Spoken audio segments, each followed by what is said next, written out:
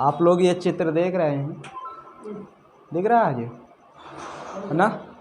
ये चित्र दिख रहा है, ये दिख रहा है ये। अब आप समझ रहे होंगे कि दुनिया में ऐसे भी लोग हैं। हम लोग कहते हैं ना कि यार हमारा चेहरा नहीं अच्छा है, कोई कहते मेरे बाल नहीं अच्छे हैं, कोई मतलब अपने यहाँ बहुत सारी कमियाँ निकाली जाती है, अपने शरीर में निकाली जाती नहीं। अब देखो दुनिया में ऐसे भी लोग हैं, समझ रहे हो? और ये ऐसे क्यों बने, इसके भी पीछे एक रीज़न है। पहला रीज़न ये है कि जहाँ पर ये लोग रहते हैं वहाँ की जलवायु अलग है, और दूसरा रीज़न ये है कि इन लोगों के पास उतना पैसा नहीं है जितना कि हम लोगों के पास है। आपको मैं बता दूं, जहाँ पर जिस देश में, जिस महाद्वीप में ये लोग रहते हैं, उस महाद्वीप की आर्थिक स्थिति या उन देशों की आर्थिक स्थिति इतना कमज़ोर है जिससे आप ये समझ लीजिए कि ये $1 प्रतिदिन भी नहीं कमा पाते। अब जो व्यक्ति $1 प्रतिदिन ना कमा पाएगा तो बताओ वहाँ पर ना तो स्वास्थ्य अच्छा होगा, ना तो शिक्षा अच्छी होगी। और आज इन्हीं के महाद्वीप को हम पढ़ने के लिए जा रहे हैं जहाँ पर ये लोग रहते हैं। ठीक है, तो शुरू करते हैं इनके महाद्वीप को। तो सबसे पहले हम लेते हैं ये, आप देख रहे हैं ये दो मैप अलग अलग हैं, और ये जो हम पहला मैप लिए हैं इधर इस साइड वाला, ये अफ्रीका का फिजिकल मैप है और ये अफ्रीका का पॉलिटिकल मैप है।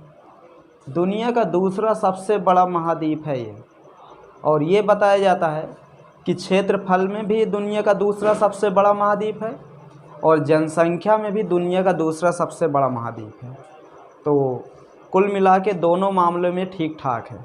लेकिन अगर हम बात करें गरीबी और अमीरी में, तो पूरी दुनिया का दूसरा सबसे बड़ा महाद्वीप तो है, लेकिन दुनिया का पहला सबसे गरीब महाद्वीप में एक सभी नाम बताया जाता है कि अफ्रीका के अधिकांश देश ऐसे हैं जहां की अर्थव्यवस्था जीडीपी बहुत ही कमज़ोर है, और ये भी बताया जाता है कि उन देशों के जो प्रति व्यक्ति आय है वो $1 से भी कम है।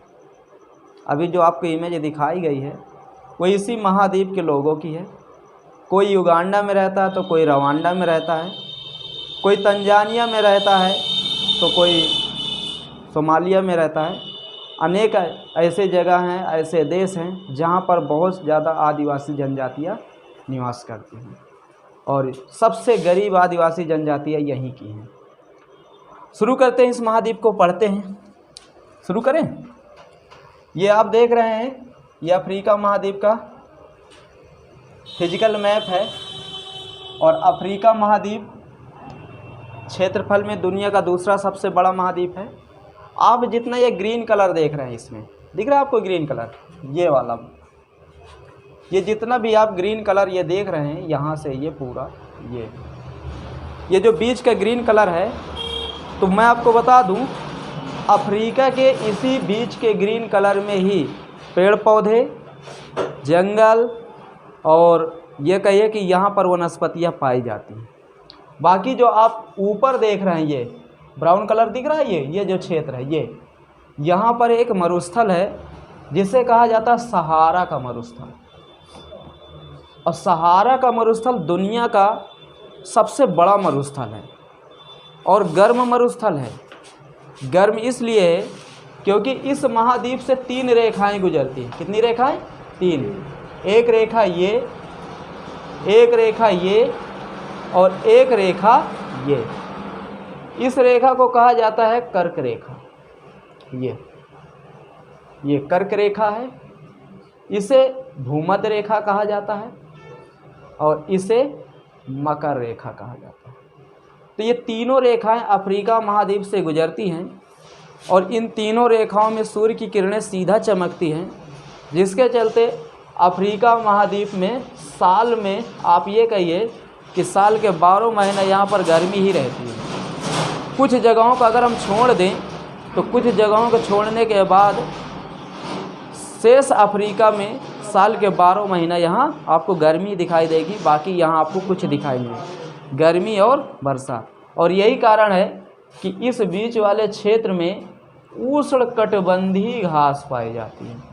कौन सी घास पाई जाती है?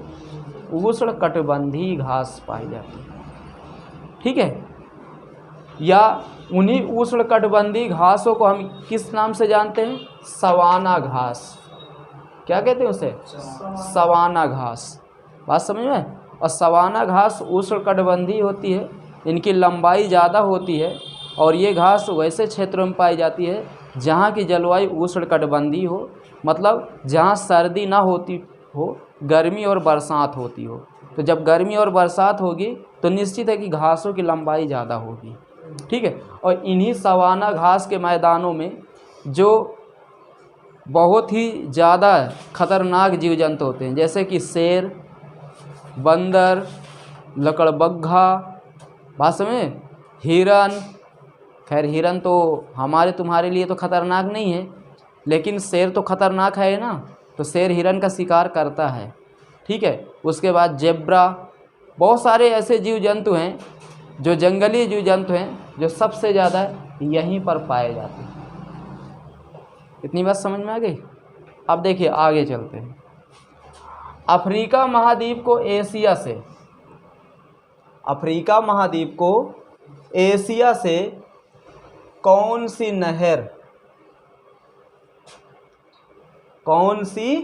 नहर जोड़ती है, कि अलग करती है?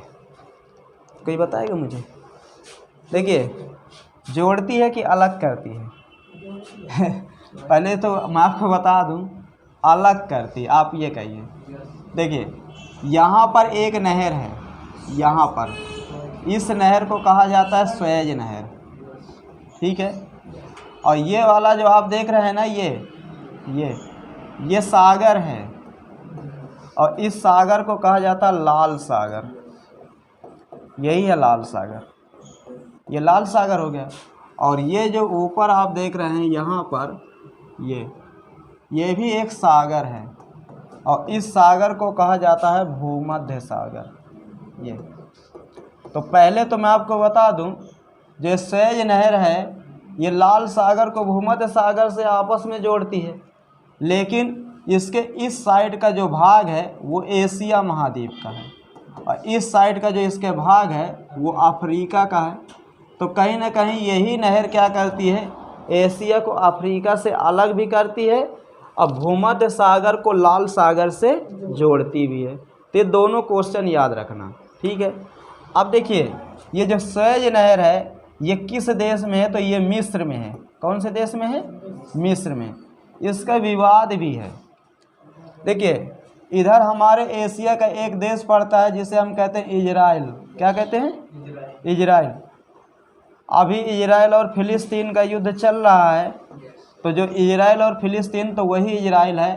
तो इजराइल ये कहता है कि स्वेज नहर हमारी है, और मिस्र कहता है स्वेज नहर हमारी। इन दोनों के बीच में युद्ध भी हुआ था स्वेज नहर को लेकर के, ठीक है। क्योंकि अब देखिए, हकीकत में वो किसका है? इजराइल का है क्या स्वेज नहर? हकीकत में इजराइल का नहीं है, वो किसका? मिस्र का है। अब देखिए, ये वाला जो आप देख रहे हैं क्षेत्र, ये वाला दिख रहा है, ये ग्रीन कलर का, इसे कहते हैं सिनाई। क्या कहते हैं? सिनाई। अब देखिए, ये जो सिनाई क्षेत्र है, या हम इसी को कहते हैं सिनाई प्रदेश। तो सिनाई प्रदेश किसका है? मिस्र का है, ठीक है। इस पर कब्जा मिस्र का है। तो इस सिनाई को लेकर भी इजराइल काफ़ी ज़्यादा परेशान था। इजराइल कहता था सिनाई हमारा है, अब परंतु कब्जा वर्तमान में किसका है? मिस्र का। तो भैया, जब इधर मिस्र का होगा, इधर भी मिस्र है, और सिनाई के इधर से बीच से स्वेज नहर निकाली जा रही है, इधर भी मिस्र, इधर भी, तो कैसे इजराइल का हो जाएगा? नहीं हो सकता ना। लेकिन वही है, जबरा की चले कि लबरा की। तो इजराइल ये क्षेत्र में अपने आप को बहुत जबरा समझता है, ठीक है। और मिस्र को बहुत झटका दिया था, लेकिन समस्या ये आ गई कि मिस्र का साथ भी बहुत सारे देश दे रहे हैं कि नहीं दे रहे हैं। तो जब मिस्र का साथ वो देंगे तो फिर जो बात ठीक है तो ठीक है, और गलत है तो गलत है। क्या हुआ? अभी जान दो, चले अब आगे। अब देखिए, आगे चलते हैं। अरे होने दो। अब आगे चलते हैं। अब यहाँ पर एक चीज़ और देख लीजिए आप लोग। तो ये मिस्र वाला समझ में आ गया। स्वेज नहर किसको, लाल सागर को भूमध्य सागर से जोड़ती है ना। अब देखिए ये वाला देश दिख रहा है, ये सोमालिया है। कौन सा देश है? सोमालिया। बताया जाता है अफ्रीका महाद्वीप का ये जो सोमालिया देश है ये सबसे पश्चिमी देश है कि पूर्वी देश है। ये अफ्रीका महाद्वीप का सबसे पूर्वी देश है। कौन से नंबर का है? पूर्वी। अब देखिए अफ्रीका का सबसे पूर्वी देश ये है और सबसे दक्षिणी देश ये है जिसे हम कहते हैं दक्षिण अफ्रीका। यही की है क्रिकेट टीम, गांधी जी यहीं गए थे। ये जो है ये अफ्रीका महाद्वीप का क्या सबसे दक्षिणी देश है जिसे क्या कहा जाता है? दक्षिण अफ्रीका। ठीक है, इतनी बात समझ। अब देखिए ये जो सोमालिया है ना, सोमालिया अफ्रीका महाद्वीप का वह देश है जो एक सागर और एक महासागर से जुड़ा है इस साइड पर। अब देखिए कैसे ये एक सागर और महासागर से जुड़ा है, मैं आपको बता दूं। देखिए यहाँ पर अरब सागर है और यहाँ पर हिंद महासागर है, ये हिंद महासागर है। ठीक है, तो इधर अरब सागर है, तो अरब सागर और हिंद महासागर से ये सोमालिया जुड़ा हुआ है। लेकिन एक चीज़ मैं और आपको बताऊं, सोमालिया में समुद्री लुटेरे बहुत रहते हैं। तुम ये समझ लीजिए कि अगर इस साइड से कोई जहाज़ जा रहा पानी वाला ऐसे, ठीक है, अब ऐसे जाएगा, ये स्वेज नहर से भूमध्य सागर से सीधा निकल जाएगा, तो यहाँ समुद्री जो सोमालिया के समुद्री लुटेरे हैं ना, वो पूरी जहाज़ का जहाज़ लूट लेते हैं। ठीक है, तो अब इन लुटेरों को कंट्रोल करने के लिए जो दुनिया के ताकतवर देश है जैसे अमेरिका है, चाइना है, भारत है, अब इन लुटेरों को कंट्रोल करने के लिए यहाँ पर वो अपना नौसेना अड्डा बनाए हैं कि अगर जैसे ये हमला करेंगे जहाज़ में, हम इनके ऊपर हमला करेंगे। क्योंकि उस जहाज़ में कम से कम करोड़ों अरबों रुपए का सामान रहता है और ये लोग क्या करते हैं, लूट लेते हैं फ्री फंड का पूरा सामान। तो कहीं ना कहीं नुकसान होता है कि नहीं होता। तो उनके कंट्रोल करने के लिए चाइना, भारत और अमेरिका जैसे बड़े देश यहाँ पर अपना नौसेना अड्डा बना के रखे हैं। और एक चीज़ बस, इस देश की अर्थव्यवस्था इसी में चल भी रही है। यहाँ पर शिक्षा पर कोई वो नहीं, गवर्नमेंट ही वैसी है। जहाँ की सरकार नहीं चाहेगी तो कहाँ लोग पढ़ेंगे, है ना। अगर रोज़गार की व्यवस्था करे वहाँ की गवर्नमेंट, ऐसा नहीं है कि संसाधन नहीं इनके पास अनेक प्रकार के संसाधन हैं। देखिए प्राकृतिक संसाधन अफ्रीका में खूब है। ठीक है, यहाँ पर गैस है, तेल है, कोयला है, लोहा है, प्लस जंगल है, मतलब हर चीज़ है प्राकृतिक संसाधन के रूप में। लेकिन इनके पास पैसा नहीं है। पैसा कहाँ से आएगा? जब पढ़ेंगे लिखेंगे कुछ करेंगे आगे तो पैसा आएगा। और ये लोग पढ़ना लिखना चाह नहीं रहे। इतनी बात समझ में आ गई। अब आगे चलें। अब देखिए इसके ऊपर यहाँ पर ये स्पेन है यूरोप महाद्वीप का। ठीक है, और ये वाला जो देश है ये मोरक्को है। कौन सा है ये? मोरक्को।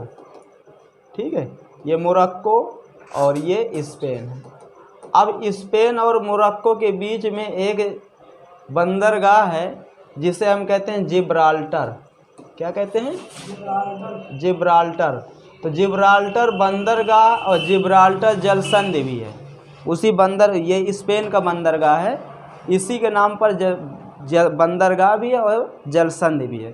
तो जिब्राल्टर जलसंधि क्या करती है? यूरोप को अफ्रीका से अलग करती है।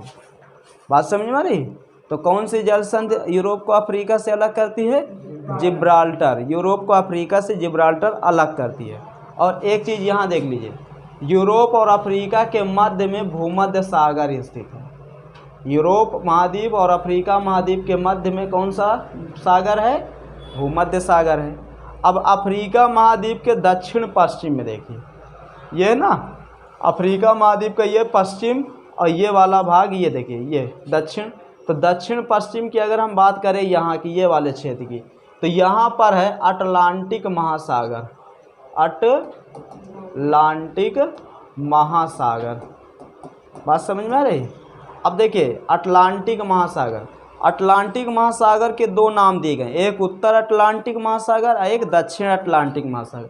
तो इसके ऊपर जो विषुवत रेखा के जो ऊपर पानी है समुद्र है उसे कहा जाता है उत्तर अटलांटिक महासागर, और विषुवत रेखा के जो नीचे इसे कहा जाता है दक्षिण अटलांटिक महासागर।